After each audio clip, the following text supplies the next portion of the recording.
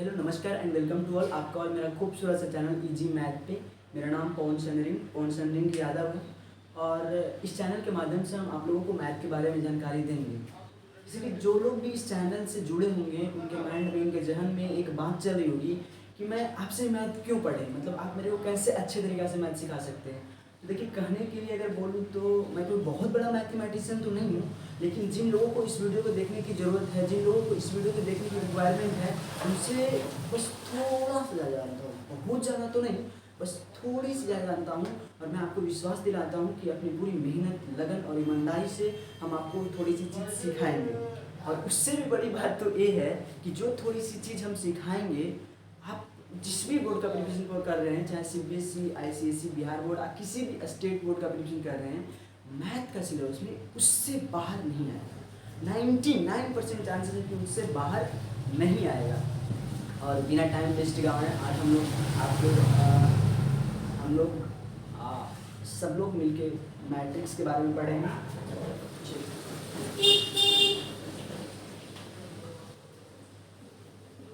जैसा कि आप लोग जानते हैं, हम लोग मैट्रिक्स स्टार्ट करने वाले हैं।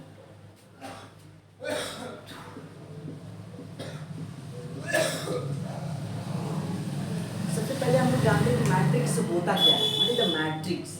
देखिए, मैट्रिक्स को कभी कभी हम लोग मैट्रिसेज भी यूज करेंगे, क्योंकि मैट्रिक्स का प्लुरल होता है, तो कभी कभी इस्तेमाल करेंगे, तो कोई बात नहीं है।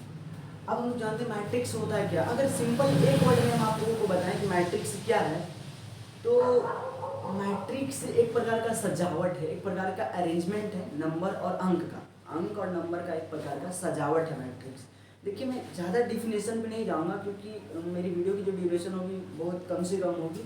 तो मतलब आपको ऐसा नहीं कि आपको समझ में नहीं आएगा कि मैट्रिक्स जिसको बोलते हैं, मतलब आपके माइंड में फिट हो जाएगा। हम जैसे कि बोले कि मैट्रिक्स क्या है, तो मैट्रिक्स एक प्रकार का अरेंजमेंट है जो नंबर और डिजिट का है। अगर इसको थोड़ी सी और एक्सप्लेन करूँ तो जैसे कि लिख के बताते हैं।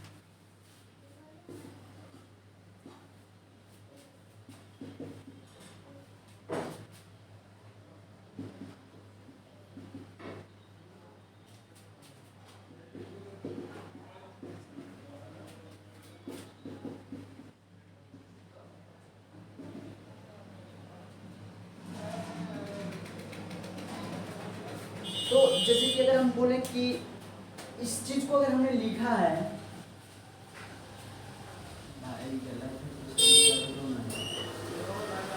मैथ पढ़ा रहे इंग्लिश थोड़ा ना, तो अगर अमन हैव 2 पेन एंड 4 कॉपी लिखा है, रिया हैव 3 पेन एंड 5 कॉपी लिखा है, तो जब मैं इसमें लैंग्वेज में लिखा हुआ है तब मेरे को पता चल रहा है कि हाँ, इसके पास 2 पेन और 4 कॉपी है, रिया के पास 3 पेन और 5 कॉपी है। लेकिन मैट्रिक्स का काम ये है कि सेंटेंस को बनाना भी ना पड़े और मेरे को समझ में आ जाए कि हाँ, ये 2 पेन और 4 कलम है इसके पास, 3 पेन और 5 कलम है इसके पास। मैट्रिक्स का यही काम है, मतलब मैट्रिक्स इस प्रकार से अरेंज करता है डिजिट और नंबर को कि मेरे को समझ में आ जाए। ठीक है, अभी हम दिखाते हैं कि कैसे सजाया जाता है।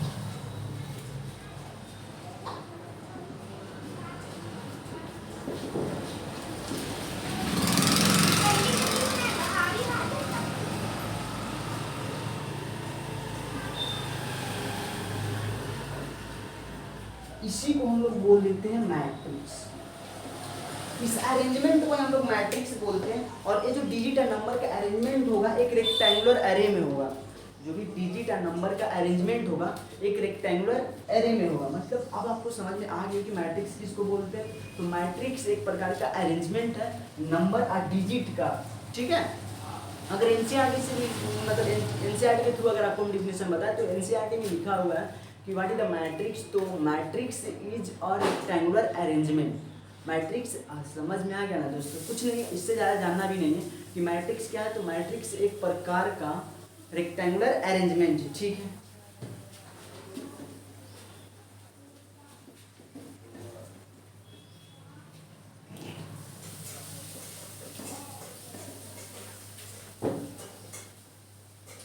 अब हम कुछ वर्ड लेते हैं जिसके बारे में जानना होगा आपको और बहुत ही अच्छे तरीके से आपको समझ में आएगा और उससे ही क्वेश्चन बनेगा आपका एनसीईआरटी वाला।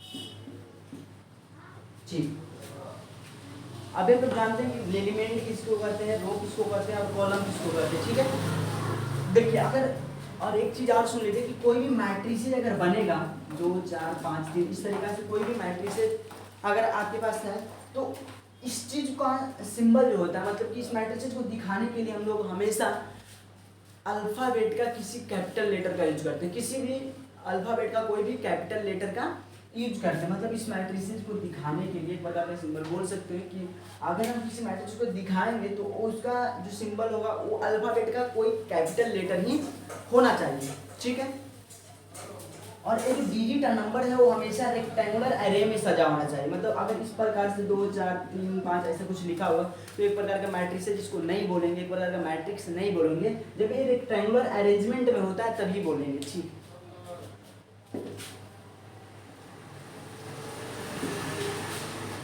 अभी हम लोग बात करते हैं एलिमेंट पे। तो जब कोई भी मैट्रिक्स 2 4 3 6 कुछ भी लिखा हुआ है तो इसमें एलिमेंट किसको बोलते हैं, मतलब इस मैट्रिक्स के अंदर जो डिजिट नंबर सजे होते हैं ना उसी को हम लोग क्या बोलते हैं, एलिमेंट बोलते हैं दोस्तों। इस मैट्रिक्स के अंदर जो डिजिट नंबर सजे हुए होते हैं उसी का एलिमेंट, उसी को एलिमेंट बोलते हैं। जैसे 2 एक प्रकार का एलिमेंट है, 4 एक प्रकार का एलिमेंट है, 3 एक प्रकार का एलिमेंट है और 6 एक प्रकार का क्या है, एलिमेंट है। ठीक है, आपको समझ में आ गया, एलिमेंट समझ में आ गया, कोई दिक्कत नहीं। अब हम आपको समझाते हैं कि रो और कॉलम क्या होता है, रो क्या होता है और कॉलम क्या होता है। बहुत ही ईमानदारी पूर्वक आप लोग वीडियो अगर देख रहे होंगे तो बहुत ही अच्छे से समझ में आएगा। देखिए रो अगर हम बोलें कि हॉरिजॉन्टल लाइन, तो समझ में आ रहा है आपको, हॉरिजॉन्टल और वर्टिकल। हॉरिजॉन्टल लाइन होता है, इस लाइन को बोलते हैं हॉरिजॉन्टल और इस लाइन को बोलते हैं वर्टिकल। तो रो और कॉलम यहाँ से भी आप लोग डिफाइन कर सकते हैं कि हॉरिजॉन्टल लाइन को हम लोग रो बोलते हैं और वर्टिकल लाइन को कॉलम बोलते हैं। ठीक है, हॉरिजॉन्टल लाइन को रो बोलते हैं और वर्टिकल लाइन को कॉलम बोलते हैं। और अगर हम अच्छे तरीके से और समझाएं तो बोल सकते हैं कि कोई भी मैट्रिसेज में डिजिट के अकॉर्डिंग जितने संभावतः हॉरिजॉन्टल लाइन खींच सकते हैं उस मैट्रिसेज का उतना रो होगा और जितने संभावतः वर्टिकल लाइन खींच सकते हैं उस मैट्रिक्स का उतना कॉलम होगा। रो और कॉलम समझाया, जैसे कि हम अगर आपको एक्सप्लेन करें कि 2 3 4 5 3 8 इस प्रकार है तो हम बोलेंगे ये जो 2 3 4 है एक ही रो में और 5 3 8 जो है एक कॉलम में। अगर हम इसमें बोले कि ये 2 4 3 6 जो लिखा हुआ है दोस्त इसके अकॉर्डिंग हम कितने हॉरिजॉन्टल लाइन खींच सकते हैं, तो 2 4 के अकॉर्डिंग एक और 3 6 के अकॉर्डिंग एक। मैक्सिमम हॉरिजॉन्टल लाइन कितना कि इससे ज़्यादा खींच पाएंगे, कोई डिजिट नहीं बचा जिसके अकॉर्डिंग हम खींच पाएंगे। तो जब हम हॉरिजॉन्टल लाइन खींचेंगे तो उसको हम नंबर ऑफ रो बोलेंगे और जब वर्टिकल लाइन खींचेंगे तो उसको हम लोग नंबर ऑफ कॉलम बोलते हैं। समझ में आ गया होगा। अच्छा, इससे भी नहीं समझ आया तो अभी हम और आपको एक्सप्लेन करते हैं थोड़ा, आप लोग ट्राई करेंगे और बताएंगे कि क्या होगा इसका आंसर। इसको कोई ऐसा दिया हुआ है तो आप थोड़ा सोचिए, 1 2 मिनट सोच लिए, अब हम बताते हैं। देखिए हॉरिजॉन्टल लाइन को क्या बोलते हैं, रो, और वर्टिकल लाइन को क्या बोलते हैं, कॉलम। तो हॉरिजॉन्टल लाइन कितना है 1 2 3, तो रो कितना, नंबर ऑफ रो कितना, number of row is equal to 3। और वर्टिकल लाइन किसको बोलते हैं 1 2 3 4, तो नंबर ऑफ कॉलम कितना कितना 4। समझ में आया। अगर आपको समझ में आया तो आपके लिए होमवर्क में एक क्वेश्चन ले लीजिए कि नंबर ऑफ रो और नंबर ऑफ कॉलम कितना है आपको बताना है। कोई मैट्रिसेस दिया हुआ है आपके पास 2 3 4 5 6 7 8 9 10, आप इसमें बताना है कि नंबर ऑफ रो कितना है, नंबर ऑफ रो बताइए और नंबर ऑफ कॉलम बताइए। ठीक है, बता लीजिएगा। आपको रो और कॉलम समझ में आया ना, एक बार और फिर एक्सप्लेन करते हैं। जैसे आप अगर किसी क्लासरूम में बैठते हैं तो उसके जो फ्रंट बेंच पे जो लोग जितने लोग भी बैठते हैं तो उसको हम लोग बोलेंगे कि एक रो में बैठा हुआ है। समझ में आया, एक रो में बैठा हुआ। आज जैसे कि जो फ्रंट बेंच होता है उसके पीछे बेंच, उसके पीछे बेंच, उसके पीछे बेंच जो होता है उसको हम लोग क्या बोलते हैं, उसके पीछे बेंच, उसके पीछे बेंच, उसके पीछे बेंच है तो उसको बोलेंगे हम कि एक ही कॉलम में ये बेंच सजा हुआ है। कनेक्शन समझ में आया, समझ में तो आ ही गया होगा दोस्त।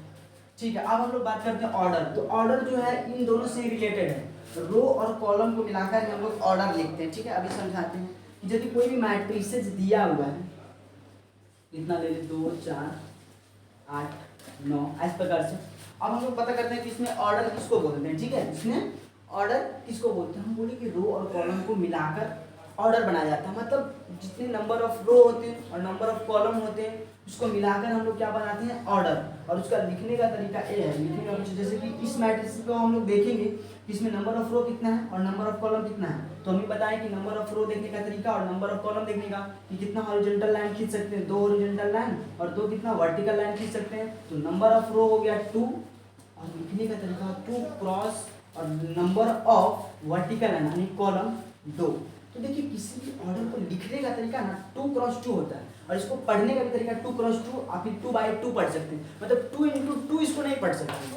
आपसे बुक कहती, मैं नहीं कर रहा हूँ, आपकी बुक कहती है कि आप इसको ना 2 × 2 मत पढ़िए, ऑर्डर को हमेशा 2 क्रॉस 2 पढ़िए, तो फिर क्या पढ़िए 2/2 पढ़िए, ठीक है। तो ऑर्डर लिखने का तरीका क्या है, ऑर्डर लिखने का तरीका यह है किसी भी मैट्रिक्स का अगर ऑर्डर लिखना है तो आपको लिखना होगा number of row cross number of column, ठीक है। आपको इसको इनटू में नहीं पढ़ना, ठीक है। तो आपको ऑर्डर भी समझ में आ गया, किसी भी मैट्रिक्स में एलिमेंट क्या होता है आपको समझ में आ गया, रो क्या होता है समझ में आ गया, कॉलम क्या होता है समझ में आ गया, ऑर्डर क्या होता है आपको ये भी समझ में आ गया होगा, ठीक। अभी एक चीज और नया चीज सिखाते हैं आपको।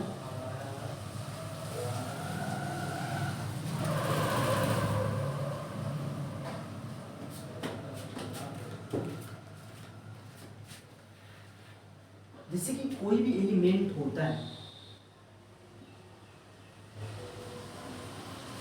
कोई भी मैट्रिक्स है, मैट्रिसेज है 9 7 ऐसा ले लेंगे। अभी आप सोच के बताइए कितना रो कितना कॉलम, नंबर ऑफ एलिमेंट्स कितने हैं, ठीक है। अब हम लोग अभी एक चीज़ आपको चैलेंज करते हैं कि आपके आसपास में ऐसा कोई भी चीज़ नहीं होगा, कोई भी वस्तु नहीं होगा, कोई भी ऑब्जेक्ट नहीं होगा जिनका आप नाम नहीं जानते होंगे। मतलब हर एक ऑब्जेक्ट का आप आपके आसपास के जो भी ऑब्जेक्ट होंगे उसका नाम जानते होंगे ऑब्वियसली, समझ रहे हैं ना कनेक्शन। मतलब कि जैसे कि एक प्रकार का क्या है, एक चीज़ है तो इसका नाम मार्कर है, एक प्रकार का चीज़ है तो इसका नाम डस्टर है, एक प्रकार का चीज़ है जिसका नाम फ़ोन है। मतलब इसी प्रकार आपके आसपास में जितने भी वस्तुएं होंगे सबका एक नाम होगा। उसी प्रकार मैट्रिक्स में जितने भी एलिमेंट सजे होते हैं सबका एक नाम होता है, ठीक है। और उस नाम को हम लोग कैसे पता करते हैं वो हम बताते हैं अभी आपको। जैसे कि कोई भी मैट्रिक्स अगर 2 क्रॉस 2 का कोई भी मैट्रिक्स अगर हम बनाएंगे ना तो उसका पहला एलिमेंट का नेमिंग क्या होगा, दूसरा एलिमेंट का क्या, तीसरा क्या, चौथा क्या, इस प्रकार से हम लोग पता करते हैं। तो देखिए आपको कहीं पे भी मैट्रिक्स बनाइए, चाहे 2 क्रॉस 2 का बनाइए, 3 क्रॉस 3 का बनाइए, यहाँ पे बनाइए, घर पे बनाइए, कहीं भी बनाइए, तो एक हिंट के लिए आप मान लीजिए कि उसका जो पहला एलिमेंट होता है ना वो हमेशा कौन सा होगा, A11 होगा। उसका पहला एलिमेंट अभी रीजन भी बताएंगे, उसका जो पहला एलिमेंट होता है वो A11 होता है, ठीक है। देखिए क्यों होता है, क्योंकि किसी भी मैट्रिक्स का जो पहला एलिमेंट आएगा ना वो पहला रो के पहला कॉलम में आता है, पहला रो का पहला कॉलम में आता है। अच्छा सॉरी एक चीज़ और छूट गया, बताना भूल गए। मतलब अभी हम बता रहे हैं आपको कि कोई भी मैट्रिक्स का अगर ऑर्डर लिखेंगे ना तो हमको तो पता है कि कोई भी मैट्रिक्स का अगर ऑर्डर हम लोग लिखते हैं तो नंबर ऑफ रो और नंबर ऑफ कॉलम को मिलाकर लिखते हैं। लेकिन इसमें एक कैसे पता चलेगा कि हम पहले रो को लिखेंगे पहले कॉलम को लिखेंगे। लेकिन दोनों प्रकार से वैलिड नहीं है कि पहले आप कुछ भी लिख दीजिए तो वैलिड हो जाएगा मैट्रिक्स का ऑर्डर, ऐसा नहीं है। आपको किसी एक को रखना है, तो आज वही जानना है कि हम किसको रखें। तो मैट्रिक्स का ऑर्डर लिखने के लिए सबसे पहले हम लोग नंबर ऑफ रो को लिखते हैं, उसके बाद नंबर ऑफ कॉलम को लिखते हैं, ठीक है। ऑर्डर लिखने के पहले नंबर ऑफ रो लिखते हैं और उसके बाद नंबर ऑफ कॉलम लिखते हैं। मतलब किसी भी मैट्रिक्स का अगर ऑर्डर लिखेंगे तो पहले नंबर ऑफ रो उसके बाद नंबर ऑफ कॉलम लिखेंगे। इसका एक याद करने का अच्छा ट्रिक है कि पहले बच्चा रोएगा तभी कलम मिलेगा, यानी पहले रो को लिखेंगे तभी कॉलम को लिखेंगे। किसी भी मैट्रिक्स का ऑर्डर लिखने के लिए पहले रो बाद में कॉलम। ट्रिक क्या है, बच्चा रोएगा तभी कलम मिलेगा, ठीक है। यही समझाना था।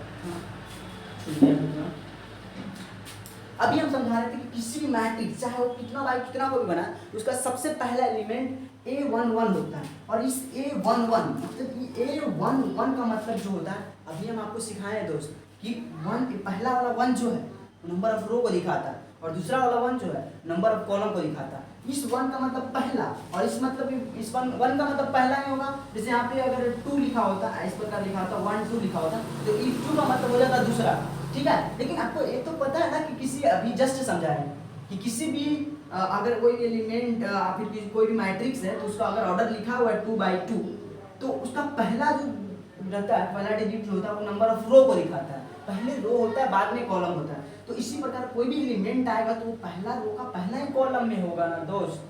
तो इसलिए पहला एलिमेंट का नाम A11 होता है। अब आप अपने दिमाग से सोच के बताइए कि यदि इधर इधर इधर ऐसे ऐसे लिखेंगे तो एक हॉरिजॉन्टल लाइन में होगा।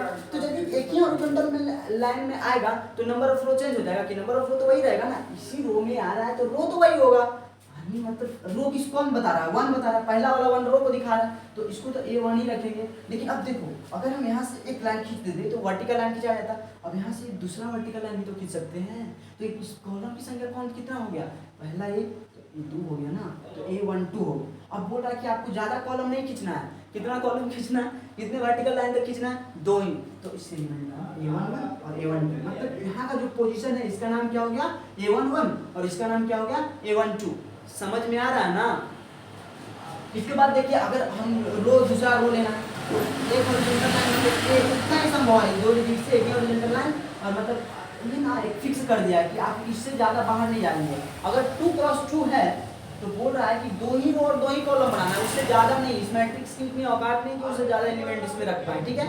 अब बात आती है कि दूसरा रो में जाएंगे, तो जैसे दूसरा रो में जाएंगे तो उसका पहला दूसरा रो पा रहा है तो हम लोग यहाँ पे क्या लिखेंगे, इसका मतलब दूसरा यार कॉलम कौन सा, फर्स्ट, तो A21 लिख दिए।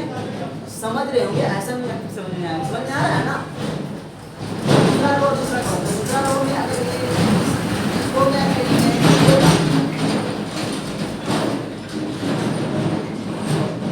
अगर एलिमेंट होगा तो यहाँ पे क्या होगा A2, क्योंकि दूसरा रो है और इस 2 का मतलब दूसरा ही बताता है, और पहले लिखा हुआ तो रो के बारे में बताता है, और दूसरा कॉलम तो A2। मतलब कोई भी मैट्रिक्स तो हिंट हमें दें कि कोई भी मैट्रिक्स अगर आप बनाएंगे, चाहे कहाँ पे भी बनाएंगे, उसका पहला एलिमेंट होगा A11 होगा, और 2x2 का हम ऐसे तैयार करें। तो आपका मतलब आपका काम ये है कि आप हमको बताइए कि 3x3 का कोई अगर मैट्रिक्स होगा तो उसका पहला एलिमेंट तो A11 होगा, चाहे कितना बाई कितना का बताएं। बाकी आप लोग देख के दिखाइए कि क्या क्या होगा।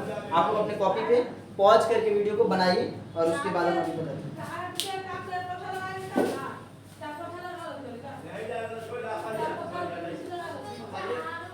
ठीक है।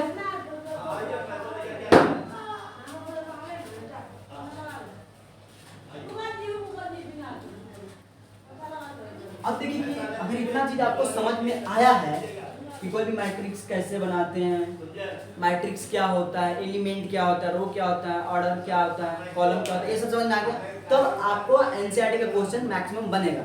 जैसे एनसीईआरटी का 3.1 एक्सरसाइज, उसमें देखिए क्वेश्चन कैसे बनाया हुआ है बताते हैं हम अभी।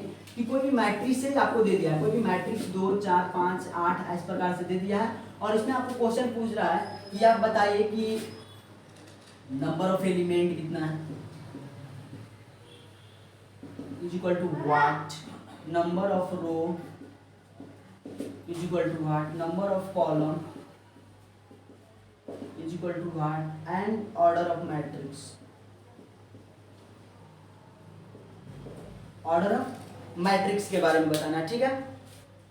देखिए नंबर ऑफ एलिमेंट क्या होगा, तो नंबर ऑफ एलिमेंट इसी को तो एलिमेंट बोलते हैं। 2 एक एलिमेंट है, 4 एक एलिमेंट, 5 एक एलिमेंट, 8 एलिमेंट। तो आप सीधा सिंपली काउंट करके लिख सकते हैं कि 1 2 3 4, तो नंबर ऑफ एलिमेंट्स 4 हो जाएगा। आपको पता है कि नंबर ऑफ रो किसको बोलते हैं, नंबर ऑफ रो बोलते हैं कि किसी भी मैट्रिक्स के डिजिट के अकॉर्डिंग जितने भी हॉरिजॉन्टल लाइन खींचना संभव है उसको नंबर ऑफ रो बोलते हैं। इससे ज़्यादा खींच पाएंगे आप नहीं खींच पाएंगे, तो नंबर ऑफ रो कितना, नंबर ऑफ कॉलम कितना होता है, तो नंबर ऑफ कॉलम खींचने के लिए अगर डिजिट के अकॉर्डिंग हम वर्टिकल लाइन जितना खींच पाते हैं उसी को हम लोग नंबर ऑफ कॉलम बोलते हैं। तो नंबर ऑफ कॉलम की संख्या कितना हो गई 2, और ऑर्डर ऑफ मैट्रिक्स से रो और कॉलम को मिला के लिखते हैं। लेकिन हम बताएं कि ऑर्डर लिखने का तरीका है कि पहले रो लिखते हैं बाद में कॉलम, इसलिए ऑर्डर बनेगा 2x2। अगर आपको ऑर्डर दिया हो ना, एक चीज़ यहाँ से और एक कंसेप्ट सीखिए कि यदि आप ऑर्डर, ठीक है इसको गुना नहीं, ऐसे पढ़ा नहीं जाता है 2 × 2, लेकिन आपके पास ऑर्डर दिया हो 2x2 का, तो आप एलिमेंट आसानी से यहाँ से भी लिख सकते हैं कि इन दोनों को मल्टीप्लाई कर दिए उतना ही नंबर ऑफ एलिमेंट होगा, एक तरीका है, ठीक है। लेकिन उससे बेस्ट जो क्वेश्चन लिखा गया क्वेश्चन है आपके एनसीईआरटी में मिलेगा, इस टाइप के क्वेश्चन जो अभी हम कंसेप्ट सिखाने जा रहे हैं कि अगर मैट्रिसेज का नंबर ऑफ एलिमेंट दिया हो तो आप उसके कितने प्रकार के ऑर्डर बना सकते हैं। आपके बुक में एक ऐसा क्वेश्चन मिलेगा कि अगर नंबर ऑफ एलिमेंट दिया हो किसी भी मैट्रिक्स का तो आप उसके कितने प्रकार के ऑर्डर बना सकते हैं। जैसे आपके पास क्वेश्चन इस प्रकार का होगा कि अगर number of element equal to 12 दिया हुआ है, आपसे क्वेश्चन पूछा गया है कि बताइए कि कितने प्रकार के ऑर्डर बन सकते हैं।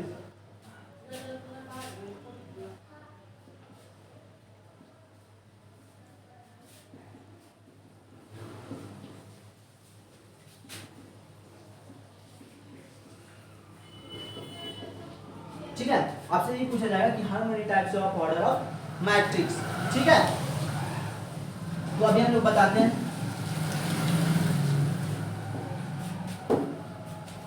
कोई भी मैट्रिक्स का ऑर्डर कैसे बनता है, रो और कॉलम को मिला करके बनता है। मतलब नंबर ऑफ रो रहता है यहाँ पे, नंबर ऑफ रो, और यहाँ पे क्या रहता है, नंबर ऑफ कॉलम।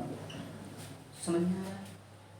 तो इन तीनों को मिलाकर हमको कितना रहना है, नंबर ऑफ एलिमेंट। अभी हम सिखाए थे कि अगर आपको ऑर्डर दिया हो ना तो आप इन दोनों को मल्टीप्लाई कर देते तो नंबर ऑफ एलिमेंट निकल जाता है। समझ रहे ना कनेक्शन? तो उसी प्रकार आपको अगर 12 को 2 ऐसे डिजिट में लाना है, डिजिट होना चाहिए हमेशा पॉजिटिव इंटीजर।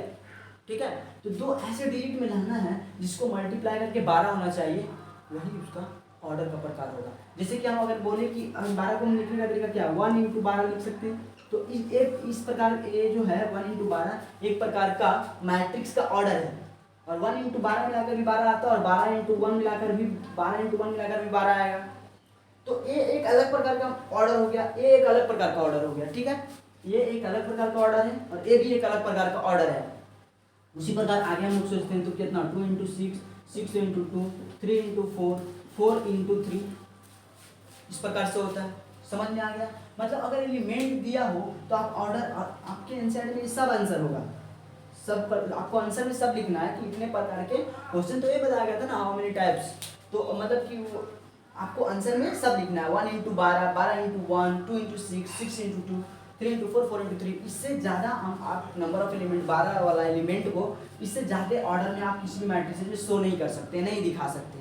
ठीक है, मतलब नंबर ऑफ रो और नंबर ऑफ कॉलम को मिला सकते हैं। तो एक ऐसा मैट्रिक्स बनेगा जिसमें नंबर ऑफ रो 1 होगा और नंबर ऑफ कॉलम 12 होगा। एक ऐसा मैट्रिक्स बनेगा जिसमें नंबर ऑफ रो 12 होगा, नंबर ऑफ कॉलम 1 होगा। ऐसा मैट्रिक्स बनेगा जिसमें number of row 2, number of column 6। इसी प्रकार से आपको बनाना होता है। आपके एनसीईआरटी में क्वेश्चन है दोस्त, आप करेंगे। ठीक है,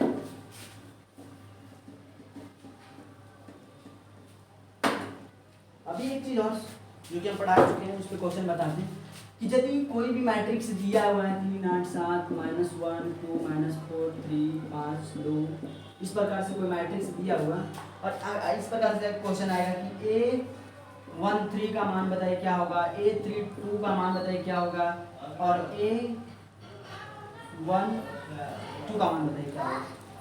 जितने लोग को अच्छी तरीके से समझ में आया यहाँ तक वो लोग तो कर लेंगे, और जिन लोग से नहीं होगा उनको भी हम बताते हैं अभी क्या होगा। देखिए A13 हमको एलिमेंट का नाम बताना सिखा दिए। एक बार और देख लीजिए, हम बताए थे कि कोई कितना रो और कितना भी कॉलम का अगर मैट्रिक्स हम बनाते हैं, कितना रो और कितना भी कॉलम का मैट्रिक्स अगर हम बनाएंगे तो उसका सबसे पहला एलिमेंट A11 होगा। ठीक है, A12, A13 3 तक भी जाएंगे क्योंकि 3 कॉलम है। दूसरा रो अगर चलेगा तो A21 हो जाएगा, A22 हो जाएगा, A23 हो जाएगा। ठीक है, और A31, A32 और A33 होगा। ठीक है, ऐसे हो सकता है कुछ। अब हमको सबका नेमिंग पता चल गया ना कि किस पोजीशन पे है, उस जिस पोजीशन पे वो होगा वही उसका आंसर होगा। जैसे कि मेरे से क्वेश्चन क्या पूछा गया, अगर ये चीज़ आपको नहीं भी याद है ना तो आप इसकी मदद से भी निकाल सकते हैं। अगर ऐसे लिखने आता है आपको तो आप डायरेक्ट सोच लेंगे कि इसके पोजीशन पे ये चीज़ है तो वही उसका आंसर होगा। लेकिन ये चीज़ अगर आपको नहीं भी पता है, ठीक है, आप भूल रहे हैं, नहीं लिख पा रहे हैं ठीक से, तो यहाँ से डायरेक्ट कैसे सोच सकते हैं। हम A13 का मतलब तो बताया ना, कोई भी मैट्रिक्स का ऑर्डर हो तो 1 और 3 जो लिखा हुआ है, देखिए 1 3 का मतलब क्या होता है। 1 3 का मतलब हुआ, 1 3 का मतलब 1 का मतलब पहला और 3 का मतलब तीसरा। देखिए अगर यहाँ से भी कन्फ्यूजन हो रहा है तो इसको पहले आप पता कर लीजिए कि इसमें कौन सा पहला रो है, कौन सा दूसरा, कौन सा तीसरा। तो जब हम इसको फर्स्ट हॉरिजॉन्टल लाइन खींचते हैं तो ये बन जाता है कौन सा, पहला रो, यानी इसको बोलते हैं R1। मतलब रो को हम लोग शॉर्ट में क्या बोल देते हैं, R बोल देते हैं। ठीक है, अरे पहला ओरिजेंटल लाइन खींचना यहीं से ना संभव है, दूसरा ए तीसरा ए, तो ये हो गया R1, इसका नेमिंग हो जाता है R2 और इसका नेमिंग हो जाता है R3। इसी प्रकार पहला वर्टिकल लाइन खींचना ए होता है तो इसलिए इसका नेमिंग हो जाता है C1 और इसका नेमिंग हो जाता है C2 और इसका नेमिंग हो जाता है C3। ठीक है, ये चीज़ समझ रहे हैं। यानी ये हो गया पहला रो, ये हो गया दूसरा रो, ये हो गया तीसरा रो, ये पहला कॉलम, दूसरा कॉलम और तीसरा कॉलम। ठीक है, अब हम बताएं थे कि अगर ये चीज़ आपको नहीं पता है, ठीक है, आपको नहीं लिखना आ रहा है, तो आप इसकी मदद से भी कैसे आप पता कर सकते हैं। देखिए, अगर एलिमेंट कौन सा निकालना है तो A13, 1 का मतलब पहला और पहले रो होता है, बाद में कॉलम होता है, तो 1 का मतलब पहला यानी पहला रो, और कॉलम कौन सा, तीसरा वाला। तो पहला रो का तीसरा कॉलम में कौन सा एलिमेंट आ रहा है, यही वाला ना आ रहा है, पहला रो के तीसरा कॉलम में, पहला रो और तीसरा कॉलम में ये एलिमेंट आ रहा है, तो इसलिए इसका आंसर हो गया 7। ठीक है, और फिर जैसे कि 832 देखेंगे तो पहले रो होता है, बाद में कॉलम, पहले रो बाद में कॉलम, 3 किसके जगह पर है, रो के जगह पर, 3 का मतलब कितना, तीसरा, तीसरा कौन सा, रो, तो तीसरा रो कौन है, R3 वाला, तीसरा रो ए है, और कॉलम कौन सा, दूसरा, दूसरा कॉलम में है, यानी तीसरा रो ए वाला और दूसरा कॉलम ए, तो इसमें कौन सा एलिमेंट आ रहा है भाई साहब, 5। ठीक है, तो आंसर हो गया आपका 5। और A12 का मतलब क्या, 1 का मतलब पहला, 2 का मतलब दूसरा, 1 का मतलब पहला, 2 का मतलब दूसरा, और पहले रो होता है, बाद में कॉलम होता है, तो पहले पहला रो को देखेंगे, पहला रो और दूसरा कॉलम, कौन सा एलिमेंट आ रहा है, 8। तो इस प्रकार से भी आप आंसर निकाल सकते हैं। बाकी आप लोग का होमवर्क में ये सब दे देते हैं कि आप निकालिए A22 कितना होगा, A21 कितना होगा, 823 इज इक्वल टू कितना होगा, ये सब निकालिए आप लोग भाई साहब बैठ के आराम से, और A13 इज इक्वल टू क्या होगा, इस तरीक़ा से, चाहे इस तरीका है। अगर आप किसी भी मैट्रिसेस 3x3 को लिखना चाहेंगे तब उसका पहला एलिमेंट A11, A12, A13 होगा, इस तरीक़ा से A21, A22, A23 कैसे होता है हम पीछे वीडियो में बता चुके हैं। Thank you very much.